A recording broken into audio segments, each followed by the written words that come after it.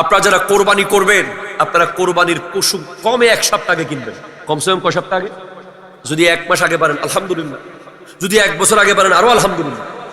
কারণ আপনার উচিত এই পশুর সাথে একটা বন্ডিং তৈরি করা, এই পশুর সাথে একটা মোহাব্বত তৈরি করা, এবং আপনার জেনারেশনকে বোঝানো যেটা কোরবানির পশু, এটাকে এভাবে আদর করতে হয়, এটাকে এভাবে পানি খাওয়াতে হয়, এটাকে এইভাবে সকালবেলা এসে গোসল করাতে হয়, এটা আমাকে পুলসিরাত পার করিয়ে দেবে। ঠিক কিনা জোরে কথা বলেন। সেজন্য আপনারা অনেকে চালাকি করেন, আগের দিন রাতে কিনলেই লাভ। অনেকে বলে যে দিদি যাইবুগুই বিয়ারি হলে ফালাই ফালাই যাইলেগুই এত্তে লইবে, তো আল্লাহতে একবার অনর গরুই কিলে লাগে রাস্তাত ফালাই গিয়ে দিবে লম্ফরত দে না। এ ধরনের কোনো টেকনিক করবেন না। কোরবানির মধ্যে হার জিতের কোনো ফাংশন, এটা হার জিতের কোনো বিষয়, এটা ফুটবল খেলা না, এটা ক্রিকেট খেলা না, এটা কোনো প্রতিযোগিতা নয়। এটা হলো আল্লাহর রাস্তায় একটা পশুকে কোরবানি দেওয়া। যত টাকা দিয়েই কিনেছেন, জিতলে জিতছেন, হারলে হারছেন, আসল হার জিত হলো হাসরের মাঠে। ঠিক কিনা জোরে কথা বলেন। এজন্য পশুর উপরে জবরদস্তি করবেন না, পশুকে আদর করে ফেলবেন। ফেলার আগে ওই জায়গাটাতে পরিষ্কার করবেন, পারলে ঘাস হলে ভালো হয় পাক্কাছে, এরপরে তার জন্য কষ্ট না হয়। কথা বলেন ঠিক কিনা। আমাদের দেশে দেখবেন অনেকে হারাম টাকা থেকে দান করে, আছে না নাই? মসজিদে দেয়, মাদ্রাসায় দেয়, বিভিন্ন দান সাদাকার ফান্ডে দেয়। ইনকামের পবিত্রতা নিশ্চিত নয়। ঠিক কিনা জোরে বলেন। আমার নবী স্পষ্ট বলছেন, قال رسول الله صلى الله عليه وسلم لا تقبل صلاة بغير طهور ولا صدقة من غلول। পবিত্রতা ছাড়া নামাজ কবুল হবে, যেটা বলেন কবুল হবে, অপবিত্র অবস্থায় নামাজ হবে হবে না। এরপরে হারাম ইনকাম থেকে দান করলে সেই দান কবুল হবে হবে। আসেন, আপনি বলতে চাচ্ছেন মনে মনে, হুজুর আমি তো 500 টাকা কামাই মাসে, সপ্তাহে, ডেলি, আমার এত কম ইনকাম থেকে আমি কি দান করলে কিছু পেতে পারি? আপনি মুসনাদে আহমদের মধ্যে একটা হাদিস পাবেন। আমার নবী স্পষ্ট বলে দিয়েছেন যে কোনো একজন ব্যক্তি যদি চড়ুই পাখির বাসা পরিমাণ মসজিদ বানায়, সুবহানাল্লাহ বলেন, চড়ুই পাখির বাসা, একটু দেখি তো আমরা চড়ুই পাখির বাসা কত বড় হয়। চড়ুই পাখির বাসা, এই যে চড়ুই পাখির বাসা এত বড়, ঠিক কিনা বলেন তো? এই সাইজের একটা চড়ুই পাখির বাসা, একটা চড়ুই পাখি বসবে। এই সাইজের মসজিদে কি মিম্বর আছে? এখানে মিম্বর বসানো যাবে? ইমাম দাঁড়াইতে পারবে? মুসল্লি না। কিন্তু এই সাইজের কেউ যদি মসজিদ বানায়, তার জন্য জান্নাতে একটা কামরা বানাবে আল্লাহ। একটু জোরে বলেন ভাই সুবহানাল্লাহ। তার মানে আপনি হাদিস থেকে কি বুঝতে পারছেন? চড়ুই পাখির বাসা মাপনে মসজিদ হয় না। মসজিদের ভিতরে আপনি হালাল ইনকাম থেকে যে 300 টাকা দিছেন, 500 টাকা দিছেন, আপনার টাকা দিয়ে এতটুকু সিমেন্ট কেনা হয়েছিল, এতটুকু। ওই সিমেন্ট দিয়ে মসজিদের কোন এক কোনায় আপনার টাকার ছোট্ট একটা জায়গা হয়েছে, ওই পরিমাণ জায়গাটা হালাল টাকা দিয়ে হয়েছে, এবং হালাল ইনকামের টাকা দিয়ে এত সাইজের মসজিদের অংশ আপনার টাকা দিয়ে হয়েছে বলে আপনি জান্নাতে একটা কামরা পাবেন।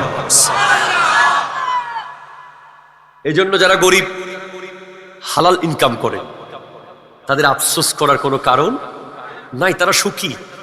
সুবহানাল্লাহ।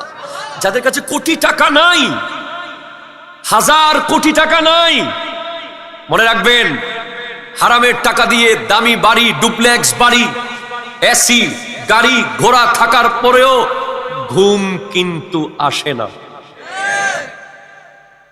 প্রতিদিন নিত্য নতুন ঘুমের ওষুধ,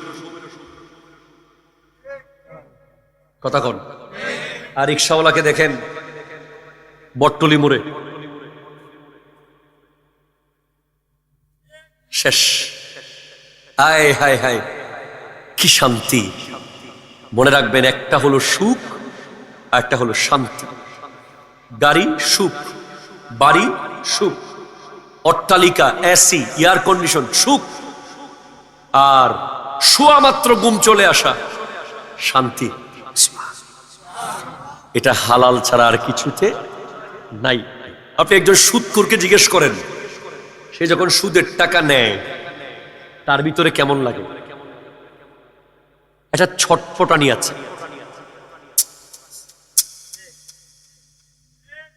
অস্থির। একজন ঘুষখোরকে জিজ্ঞেস করেন, সে যখন ঘুষের টাকা নেয় অস্থির। আর একজন মাটি যে কাটে, আমরা চিটাগাং ভাষায় মেট্টেল বলি, মাটিয়াল, উনি সারাদিন মাটি কাটার পরে যখন 500 টাকা নেয়, এত শান্তি! 500 টাকা জান্নাতের সুখ, ঠিক কিনা? জোরে কথা বলো। এই জন্য আমার যুবক ভাইয়েরা, তোমরা আজকের দিনে টাকার প্রয়োজন তোমাদের আছে, আমরা জানি। পরিবার দেখতে হয়, লেখাপড়া চালাতে হয়, কিছু না কিছু করতে হয়, তাই বলে জুয়া খেলা যাবে না, ঠিক কিনা বলেন? তাই গতকাল নাকি পরশু দেখলাম এক ছেলে মোবাইলে গেমের টাকা দিচ্ছে না বলে মাকে মার, যেখানে হোক, বাংলাদেশের যে কোনো এক জায়গায়। কথা কোনটা, ঠিক কিনা? জোরে বলেন না। ইন্না লিল্লাহি ওয়া ইন্না ইলাইহি রাজিউন। আমি ওই ছেলের দোষ দিব না, দোষ হলো আমাদের, দোষ আমাদের সমাজের, বাবা মায়ের। ছোটবেলা থেকে যদি অ্যাপ্রোপ্রিয়েট তালিম দিত, তাকে যদি মাদ্রাসায় পড়াতো, তাকে যদি একটা কোরআনে হাফেজ বানাতো, তাকে যদি অ্যাটলিস্ট একজন আলেমের সান্নিধ্যে রাখতো, তাকে যদি একবার দুইবার সুযোগ না দিত। কথা কয় না, ঠিক কিনা? জোরে কথা কয় না। এখানে অনেকগুলো দোষ আছে, তার মধ্যে আমি প্রথম দোষ অবশ্যই দেব গার্জিয়ানের। কিছু আবেগী মারা আছে, আচ্ছা ওফু থাকুই, কথা কয় না। আচ্ছা বাবা করগা, আচ্ছা আজকে লই যা, আম্মা 100 টাকা দেন, আচ্ছা লই যা। 500 টাকা দেন, নিয়ে যা। 5000 টাকা দেন, নিয়ে যা। এত আদর করলে সন্তান মানুষ করা যায় না। আপনাকে তাকে টাকা দেওয়ার সময় ভাবতে হবে, সে ছাত্র, সে 30 টাকার যোগ্য, তাকে 300 টাকা দিলে বাকি 270 টাকা দিয়ে সে অন্য কাজ করবে, ঠিক কিনা? জোরে কথা বলেন। এটা আমি নিজেই ছোটবেলায় যখন জামিয়াতে ভর্তি হই, ক্লাস 7-এ হোস্টেলে থাকতাম, আমার আব্বা আমাকে সপ্তাহে 100 টাকা দিত। সপ্তাহে 100। আমাকে বাড়িতে রাউজান গহিরা আপ ডাউন করতে 30 টাকা গাড়ি ভাড়া লাগতো। তাহলে আমার টাকা আর কত টাকা? 70। তাহলে 7 দিনে আমার 10 টাকা করে ডেলি খানা খরচ। অথচ অনেকবার আমার কাছে কষ্ট জাগছে, কিরে আমার বাবা মা 200 টাকা দিতে পারে না? বলেন না, তোমার এখন 100 টাকা খরচ করার বয়স। তোমাকে যদি আমি 200 টাকা দিই, আর 100 টাকা তোমাকে স্টেডিয়ামে নিয়ে যাবে, আর 100 টাকা তোমাকে অমুক জায়গায় নিতে পারে। তখন বুঝতে পেরেছি, সেদিন অনেক ভুল বুঝেছি, আজকে বুঝতেছি সেদিন আমাকে 500 টাকা দিলে হয়তো আমি জয়নুল আবেদিন কাদেরী হতাম না। টাকার ক্রাইসিস ছিল বলে আমি বন্ধুদের সাথে যখন তখন যা তা যেখানে সেখানে যেতে পারি নাই, যা মন চাই খেতে পারি নাই, যা মন চাই দেখতে পারি নাই। ছাত্র জীবনের টাকার ক্রাইসিস থাকা হলো উন্নতির একটা অন্যতম সিম্বল, ঠিক কিনা? জোরে কথা বলেন। অনেকে আফসোস করে বলে, আমার বাবা গরিব বলে আজকে আমাকে এটা দিতে পারে নাই, ওটা দিতে পারে নাই। আমার বন্ধুর কাছে একটার জায়গায় 5টা ড্রেস, আমার বন্ধুর কাছে 1 জোড়া জুতার জায়গায় 5 জোড়া জুতা, আমার বন্ধুর কাছে একটা মোবাইলের জায়গায় 5টা মোবাইল। আর অনেক গরিবের ছেলেরা আফসোস করে বলে, কাশ আমার যদি হতো। না, যার কাছে স্টুডেন্ট লাইফে 1 জোড়ার জায়গায় 5 জোড়া জুতা, 1 কাপড়ের জায়গায় 5 কাপড়, একটা কলম লাগবে 5টা আছে, তার কাছে কোনো অভাব কখনো ফিল হচ্ছে না, তার বড় হওয়ার স্বপ্নও জাগবে না। আর যার কাছে অভাব আছে, সে একদিন অনেক বড় হবে, ঠিক কিনা? জোরে কথা বলেন। এজন্য আমি আপনাদেরকে বলবো, সন্তানকে রশি দিয়ে বেঁধে রাখতে হবে। রশি দিয়ে বেঁধা মানে কি রশি দিয়ে বেঁধে ফেলবেন না, নিজের শাসনের রশি। তাকে লিমিটের মধ্যে রাখতে হবে ছোটবেলা থেকে। তাকে আপনি ছাড় দিবেন, একবার দিয়েছেন। ওই যে আমাদের দেশে বিয়ে বাড়িতে হয়, আজকে ডিজে গুলো কেমনে হয়, আজকে বিয়ে বাড়িতে এই অপসংস্কৃতি করতে এসেছে।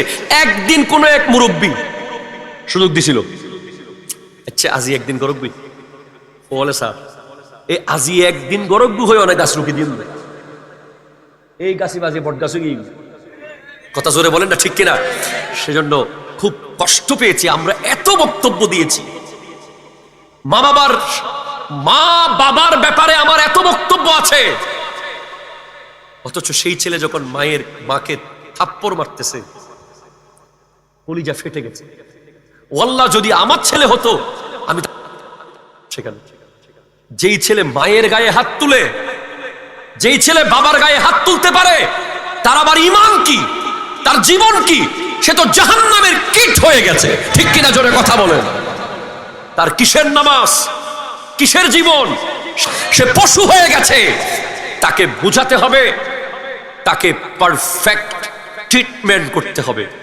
তাকে জেলখানায় বেঁধে রাখলে ঠিক করা যাবে না, তাকে একজন ভালো বন্ধুর সংস্পর্শে আনতে হবে, ভালো গার্জিয়ানের সংস্পর্শে আনতে হবে, তাকে নিয়ে পার্সোনালি বসতে হবে, আলেম ওলামাদেরকে সাথে নিয়ে তাকে বুঝাতে হবে, তাকে বুঝাতে হবে, একদিন দুই দিন বুঝাতে হবে। এরপরে সেকেন্ড যেটা হয়, এই যে যুবকরা মাদক আসক্ত কেন হয়, গেম আসক্ত কেন হয়, তার জন্য অনেকটা বিশাল বড় দায় নিতে হবে বন্ধুদেরকে। কথা কয় না ঠিক কিনা জোরে বলেন। বন্ধু আপনাকে চাইলে অলি বানাতে পারে, বন্ধু আবার আপনাকে চাইলে জুয়ারি বানিয়ে দিতে পারে। বন্ধুত্ব করার সময় কাকে আপনি বন্ধু বানাচ্ছেন, কে আপনার বন্ধু হচ্ছে, সে কি নামাজ পড়ে কিনা, সে রোজা রাখে কিনা, সে আল্লাহর ওলির দামান ধরে কিনা, সে নবীজিকে মোহাব্বত করে কিনা, তার মধ্যে তাকওয়া আছে কিনা, এটা দেখা অত্যন্ত জরুরি। আপনার ছেলে আপনার মেয়ে কার সাথে চলে, কার সাথে যায়, কার সাথে খায়, কোথায় বসে, কোথায় যায়। বর্তমান সময়ের সমাজগুলো আজকে নষ্ট হয়ে যাওয়ার মূল কারণ, যুবকদের আজকে ইসলাম থেকে দূরে যাওয়ার মূল কারণ, পরিবারগুলোতে অশান্তির মূল কারণ, ভাইয়ে ভাইয়ে দ্বন্দ্বের মূল কারণ, সমাজ দ্বন্দ্বের মূল কারণ, ব্যবসায়িক পার্টনারে দ্বন্দ্বের মূল কারণ, আজকে বন্ধু দ্বন্দ্বের মূল কারণ। সবকিছুর মূল কারণ হলো হালালকে বর্জন করে হারামকে গ্রহণ করো, ঠিক কিনা জোরে কথা বলেন। যতদিন আপনার পারিবারিক, সামাজিক, রাষ্ট্রীয়, ব্যক্তিগত জীবনে হালাল আসবে না, ততদিন পর্যন্ত আপনার জনপদে শান্তি আসবে না। আমি ছোট্ট একটা উদাহরণ দিই। এখানে অনেক ব্যবসায়ীরা আছেন আজকের মাহফিলে। আমরা দেখতে পাই যে এক সময় দেখতাম যে পার্টনারশিপে ব্যবসা খুব চলতো, ঠিক কিনা বলেন। দোস্ত তুমি টাকা দিবা, আমি শ্রম দেব, আছে না নাই বলেন। তুমি ইনভেস্ট করবা, আমি কি দেবো, শ্রম দেবো। অথবা চলো 50-50, তুমি 5 লাখ, আমি 5 লাখ, 10 লাখ দিয়ে আমরা একটা বুট কিনি, সাগরে মাছ ধরবো। কথা কোনো ঠিক কিনা বলেন।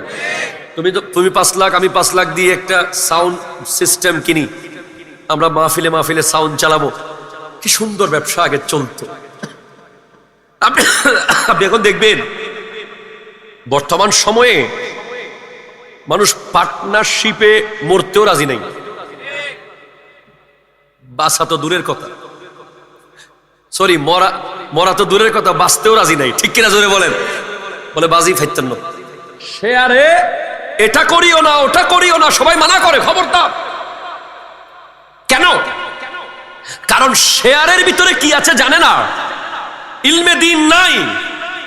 আজকে শেয়ার হোল্ডাররা কি করে, তার পার্টনারকে কেমনে ডুবিয়ে দেবে, কথা কর না, কেমনে তার পার্টনারকে মেরে পুরো কোম্পানি তার বানাবে, কথা কয় না। এলে জীবন নফর নয় ইন ফতম হইতে লাগবেন না। এলে শেয়ার হোল্ডার উগ্রই ষষ্ঠ দিন বাংলাদেশ নাই, সারা দেশ আছে, এটা আছে নাকি এই দেশ। শেয়ার হোল্ডার ছোট্ট পানের দোকান হোক, দেখা গেছে একজন আরেকজনকে কেমনে ডুবাই দিবে, আর লাভ করার পরে দেখা যায় আপনাদের আনোয়ারার ভিতরে আমার একজন খুব প্রিয় মানুষ আছে, আমেরিকান প্রবাসী, যার মনের দুঃখ আমি শুনলাম। তিনি ওনার পার্টনারকে ডলার দিয়েছেন, লক্ষ লক্ষ ডলার, বিশ্বাস করেছেন, কিছু নেন নাই, মুসলমান তো, কথা কোনটা ঠিক কিনা জোরে বলেন না, বিশ্বাস করে দিয়েছেন। এখন পার্টনারে বলে লাভ নাই, ফুল লসে আছে, ফোন করলে আর ফোনও, কিছুদিন লাভ দিছিল, তারপর কিছুদিন পরে বলে লাভ তো নাই, এরপর কিছুদিন পরে এখন ফোন আর ধরতেছে না। তো এইভাবে করে আপনি দেখেন সারা জীবন বন্ধু ছিল, মাত্র 1 লাখ টাকা, 2 লাখ টাকা, 5 লাখ টাকার জন্য বন্ধুত্ব শেষ, জানাজাও শেষ, কবরও শেষ, ঠিক কিনা বলেন? সব শেষ। একজনের চেহারা একজন দেখে না, দেখলেই বলে সে বাটপার, সে আমার সাথে এই ধোঁকাবাজি করছে, একটা সাইনবোর্ড পিঠে লেগে গেছে বাটপার।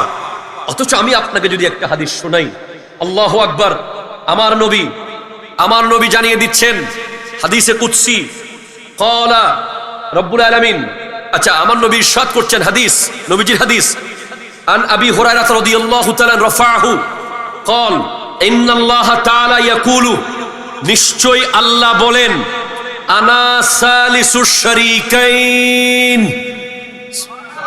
আরো জোরে, আরো জোরে, আরো জোরে, আরো জোরে। নবীজি বলছেন, আল্লাহ বলে, আমি তোমরা দুজন পার্টনারের ভিতরে আমি আল্লাহ তৃতীয় জন। কে বলতেছে? কে কে কে?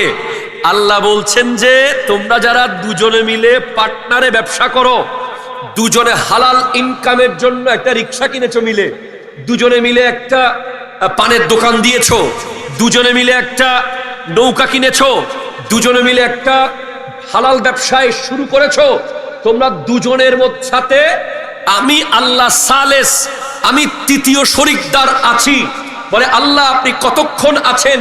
বলে মালাম ইয়াখুন আহাদুহুমা সাহিবাহু, যতক্ষণ একজন আরেকজনের সাথে খেয়ানত করবে না, একজন আরেকজনের সাথে ধোঁকাবাজি করবে না, যতক্ষণ পর্যন্ত দুই পার্টনারের বিজনেসের মধ্যে নিখুঁততা থাকবে, স্বচ্ছতা থাকবে, জবাবদিহিতা থাকবে, পারফেক্ট হিসেব থাকবে, প্রতিদিনের হিসেব প্রতিদিন দেওয়া হবে, একজনকে লুকিয়ে আরেকজন ইনকাম করবে না, ততক্ষণ পর্যন্ত ওই দুজনের ভিতরে আরেকজন আছে, আল্লাহ।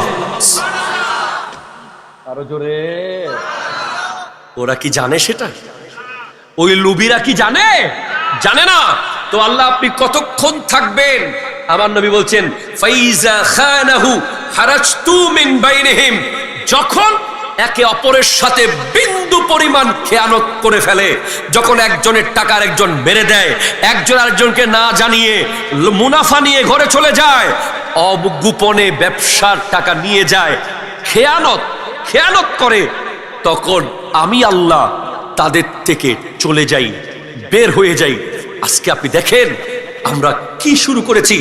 যেই ব্যবসাকে নামাজের পরের ফরজ বলা হয়েছে, যেই হালাল ইনকামকে রোজার পরের ফরজ বলা হয়েছে, যেই হালাল ইনকামকে হজের পরের ফরজ বলা হয়েছে, সেই হালাল ইনকামকে আজ আমরা এমন ভাবে লোভে পড়ে হারামে পরিণত করছি যেটার কোনো সীমা নাই, ঠিক কিনা? জোরে কথা বলেন।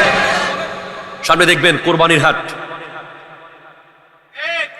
কথা কন না, কোরবানির বাজার আছে না নাই? আমার খুব ভাইরাল একটা বক্তব্য আছে, গরিবের পোলা গরু বিক্রি করলে বলে গরু বিয়ারি, পয়সাওয়ালার পোলা গরু বিক্রি করলে এগ্রো ফার্ম। কথা কয় না, ঠিক কিনা? আমি বলতে চাই আপনাদেরকে, আমরা কোরবানির সময় পর্যন্ত এমন একটা আল্লাহর আযীম শান নিয়ামত কোরবানি, একটু জোরে বলেন না সুবহানাল্লাহ। এই কুরবানির পশুর কথা কোরআনে এসেছে। বিসমিল্লাহির রহমানির রহিম, ইয়া আইয়ুহাল্লাযীনা আমানু লা তুহিল্লু শাআইরাল্লাহ ওয়ালা শাহরাল হারামা ওয়ালাল হাদিয়া ওয়ালাল কালাইদা। হে ঈমানদার, তোমরা আল্লাহর নিদর্শনের অবমাননা করিও না। আল্লাহর নিদর্শন কি? বলে হারাম মাস জিলকদ, জিলহজ, মুহররম, রজব আল্লাহর নিদর্শন। আর কি আছে আল্লাহর নিদর্শন? বলে ওয়ালাল হাদি, কোরবানির পশু হলো আল্লাহর নিদর্শন। একটু জোরে বলেন না সুবহানাল্লাহ। বলে শুধু কি কুরবানির পশু আল্লাহ নিদর্শন? বলে না, ওয়াল কালাইদা, কুরবানির পশুর গলার মধ্যে যেই রশিটা আছে ওই রশিটাও আল্লাহর নিদর্শন। আমরা দেখতে পাই কত রকম দুই নাম্বারই চলে, মিথ্যা কথা, কত রকম করে ব্যবসা চলে। বলে যে ঘরের গরু, কোথাকার গরু? আরে গরুটা তো ঘরেই ছিল, ভারতে থাকলেও ঘরেই তো ছিল, ঠিক কিনা জোরে বলেন না? তারপরে এটা যদি কুষ্টিয়ায় থাকে তাও কোথায় ছিল? ঘরের গরু। ওই যে আমাদেরকে মাঝে মধ্যে ওই যে বললো আমাদেরকে যখন দেশি মুরগি দেয়, তো একজন খুব চালাক মানুষ একবার খেতে দিয়ে বলে, হুজুর এটা দেশি না, হলো দেশের মুরগি। আর ফার্মের মুরগি কি বলতেছে? দেশের, মানে দেশের ভিতরে তো আছে এটা। তো এরকম আপনারা দেখবেন যে কোরবানির পশু বিক্রি করার সময় একদম ডিরেক্ট মিথ্যা কথা। উনি এনেছেন বিভিন্ন জায়গা থেকে এনেছেন, ঠিক আছে, আপনি বলেন যে আমার আমার আমার গরু আমি এনেছি, বাস ব্যবসার জন্য এনেছি, বলে দেন। না না না, ডিরেক্ট বলতেছে, আরে সবুজ ঘাস খাওয়ায়া খাওয়ায়া বড় করছে। কথা কয় না, ঠিক কিনা জোরে বলে না? অত জীবনে গরুটাকে দেখেও না, আসে না নাই? কথা জোরে বলেন। আর কি কি বলে? ও আচ্ছা, আরেকটা নাকি শিক্ষিত গরু। ওই পুরান ঢাকায় দেখলাম যে একজন রমজান মাসে ছাগল বিক্রি করতেছে, তো সে বলতেছে শিক্ষিত ছাগল। জনগণ জিজ্ঞেস করছে কেমনে? বলে স্কুলের আশেপাশে ঘাস খাইছে। কোথায় ঘাস খাইছে? স্কুলের আশেপাশে। তো এই আরো অনেক টেকনিক আছে। ধরেন গরুর মধ্যে একটা রোগ আছে, এটাকে লুকিয়ে ফেলেছে, এরপরে ব্যথা পেয়েছে, এটাকে লুকিয়ে ফেলেছে। ধরেন কিনেছে এক দামে, কিন্তু কসম করে বলতেছে আরেক দাম। এরপরে আরেকজন এই মাত্র মূলাইছে, সে হচ্ছে তার ভাই। কথা বললো ঠিক কিনা জোরে বলেন না? এই মাত্র যে মূলাইছে সে তার কি, অথবা তার কর্মচারী। জনগণ যখন গরু কিনতে আসছে হাটে, দেখবেন ৩-৪ জন এসে হুরুস্তুর মূলাইতেছে, আরে দিয়ে দেন। কথা বলে ঠিক কিনা জোরে বলেন? এক এক থাপ্পড় মারতেছে গরুর পিছনে, মনে হচ্ছে এই মাত্র নিয়ে যাবে, ট্রাক রেডি। এখন ওই বেচারা যে আসলে কিনতে আসছে, সে বিশাল চিন্তায় পড়ে গেছে, কিরে বেড়া কি চলতেছে? বলে না না, মুলাইতেছে বেশি, হবে না। ওই বেচারা তো টেনশন। ওই যে আপনি দেখবেন হাসপাতালে যখন বাচ্চাদেরকে সিজার অপারেশন করানো হয়, তখন একটা সিচুয়েশন ক্রিয়েট করা হয়, কি বলে? তাড়াতাড়ি বলেন, মা বাঁচবে না বাচ্চা বাঁচাবো।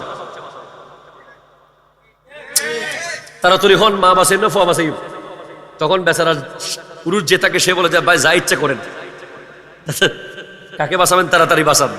তো এই ধরনের সিচুয়েশন ক্রিয়েট করে ব্যবসা করা, একটা পরিস্থিতি তৈরি করে ফেলা, একটা সিচুয়েশন তৈরি করে ফেলা, এই ধরনের কেন করতে হবে? আপনি হালাল ব্যবসা করুন। আপনি আজকে দিনে দেখবেন বড় বড় মাছ ব্যবসায়ী সমাজে আছে, সারা জীবন লুঙ্গি ফাড়া। কথা কয় না, ঠিক কিনা বলেন? এখানে নাই আর কি, বহুত জায়গায় আছে দেখবেন, মাছের পেটির কসম, মাছের লেসের কসম, মাছের কানের কসম, তারপরে ধরে মাছের শিলের কসম, পাল্লার কসম। বলে এই মাত্র নদী থেকে এই রুট এখন গেছে, 30 সেকেন্ড আগেও নড়ছিল, আপনি আর 30 সেকেন্ড আগে আসেন নড়াচড়া পাইতেন। কথা ঠিক কিনা? অথচ এই মাছ উনি এনেছে নদী থেকে 6 মাস আগে। কথা কোন ঠিক কিনা বলেন? এই যে মিথ্যা প্রতারণা, এভাবে আপনি দেখেন আজকের দিনে ঘরগুলোতে বড় বড় আলেম তৈরি হচ্ছে না। কথা কোন ঠিক কিনা জোরে বলেন? ভালো হাফেজ তৈরি হচ্ছে না। মাদ্রাসায় দিলে সে মোটামুটি কোনো মতে মাইট টাইর খায়া 6, 7, 8, 9, তারপরে সে নাই, আর নাই। ভালো ইমাম তৈরি হচ্ছে না, ভালো খতিব তৈরি হচ্ছে না, ভালো মানুষ তৈরি হচ্ছে না। কেন হচ্ছে না? কারণ পেটের খাবার যতদিন শুদ্ধ হবে না, খানার মধ্যে যতদিন ভেজাল থাকবে, সেই ঘর থেকে ততদিন নেককার কোনো ভালো মানুষ তৈরি হবে না। ঠিক কিনা জোরে কথা বলেন? তৈরি হবে না। এরপর আপনি দেখবেন যে 5 কেজি আম দিয়া বোনের সম্পদ নিয়ে ফেলা, আছে না নাই? কয় কেজি আম?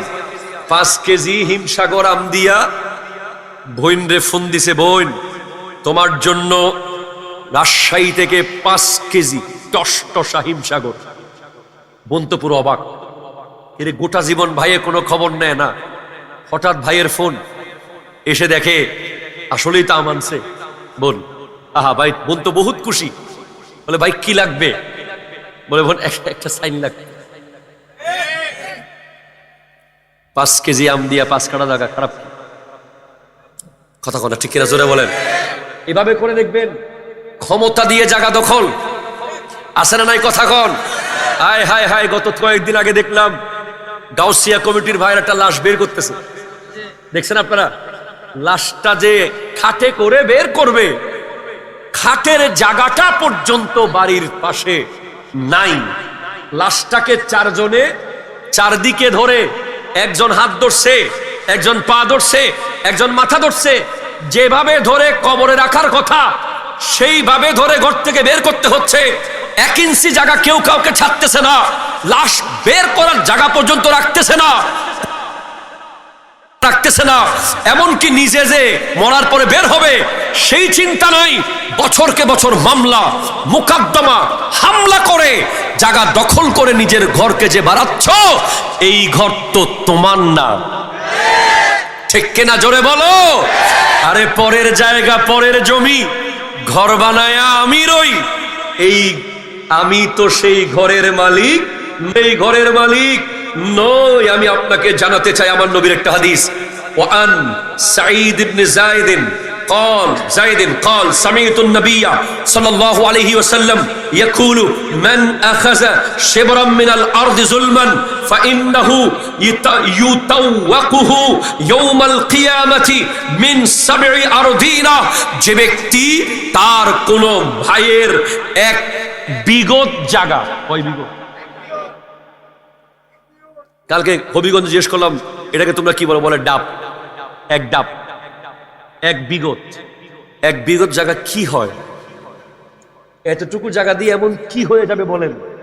একটা বড় আম গাছ লাগাইলেও তো এটা 1 বিঘত থাকবে না, ঠিক কিনা জোরে বলেন না?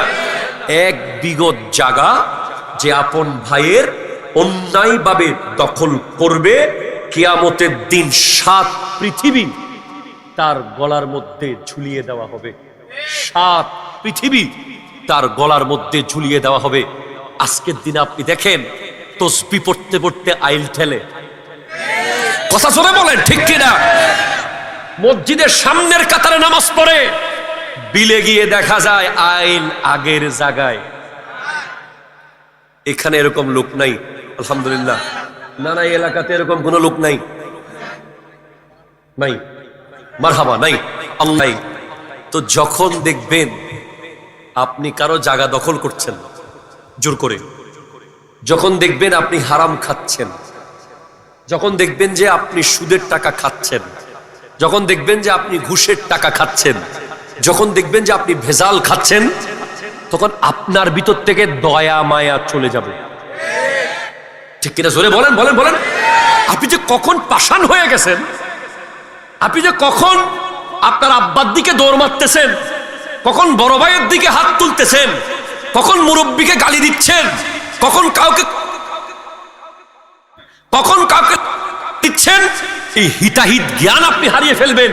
কারণ আপনার হালাল রিজিক পেটে না যাওয়ার কারণে আপনার থেকে হিতাহিত জ্ঞান চলে যাবে, আপনার বিবেক চলে যাবে, আপনার হৃদয় পাষাণ হয়ে যাবে, আপনি দিন দিন গুনায় নিমজ্জিত হবেন। আপনার সাথে ঈমান নাই, রহমত নাই, আল্লাহর দয়া নাই, মায়া নাই, ঠিক কিনা জোরে কথা বলেন। আপনি জানেন কুরবানির সময় আপনি দেখবেন যে কিছু এলাকায় কাবিল কিছু ফোলা আছে, আরে বেটা কাউকে লাগবে না, আমি একা যথেষ্ট। গরুটাকে উল্টা পাল্টা টান মেরে নিচে পাথর টাত কিচ্ছু দেখে না, কোথায় ফেলতেছে? গাছে বাসে ফেলে দেয়, বল দেখায়, বল আছে না ভাই, বল দেখাতে চায়। এটা বল দেখানো জিনিস না। আবার অনেকে দেখবেন যে আলসেমির কারণে মাত্র 5 মিনিটের কাজ এটা ধার না করে আসে পশুর উপরে অন্যায় ভাবে, মনে হচ্ছে জুলুম করতেছে সে, চালাইতেই আছে, কাটতেছে না। এই নির্মমতা, এই নৃশংসতা কখনো করা যাবে না, ঠিক কিনা? জোরে কথা বলেন। আমি তো পরামর্শ দেই যে আপনারা যারা কোরবানি করবেন, আপনারা কোরবানির পশু কমে 1 সপ্তাহ আগে কিনবেন। কমসে কম কয় সপ্তাহ আগে? যদি 1 মাস আগে পারেন আলহামদুলিল্লাহ, যদি 1 বছর আগে পারেন আরো আলহামদুলিল্লাহ। কারণ আপনার উচিত এই পশুর সাথে একটা বন্ডিং তৈরি করা, এই পশুর সাথে একটা মোহাব্বত তৈরি করা, এবং আপনার জেনারেশনকে বোঝানো যেটা কোরবানির পশু, এটাকে এভাবে আদর করতে হয়, এটাকে এভাবে পানি খাওয়াতে হয়, এটাকে এইভাবে সকালবেলা এসে গোসল করাতে হয়, এটা আমাকে পুলসিরাত পার করিয়ে দেবে, ঠিক কিনা? জোরে কথা বলেন। সেজন্য আপনারা অনেকে চালাকি করেন, আগের দিন রাতে কিনলেই লাভ। অনেকে বলে যে দিদি যাই বুগুই বিয়ারি হলে ফালাই জাইলিগুই এত্তে লইম দে। তো আল্লাহতে একবার অনর গরুই বিকিলে লাগে রাস্তাত ফালাই গিয়ে দিবে লম্ফরত দে না। এ ধরনের কোনো টেকনিক করবেন না। কোরবানির মধ্যে হার জিতের কোনো ফাংশন, এটা হার জিতের কোনো বিষয়, এটা ফুটবল খেলা না, এটা ক্রিকেট খেলা না, এটা কোনো প্রতিযোগিতা নয়। এটা হলো আল্লাহর রাস্তায় একটা পশুকে কোরবানি দেওয়া। যত টাকা দিয়েই কিনেছেন, জিতলে জিতছেন, হারলে হারছেন, আসল হার জিত হলো হাসরের মাঠে, ঠিক কিনা? জোরে কথা বলেন। এজন্য পশুর উপরে জবরদস্তি করবেন না, পশুকে আদর করে ফেলবেন। ফেলার আগে ওই জায়গাটাতে পরিষ্কার করবেন, পারলে ঘাস হলে ভালো হয় পাক্কাছে, এরপরে তার জন্য কষ্ট না হয়। কথা বলেন, ঠিক কিনা? হালাল ছাড়া কোনো উপায়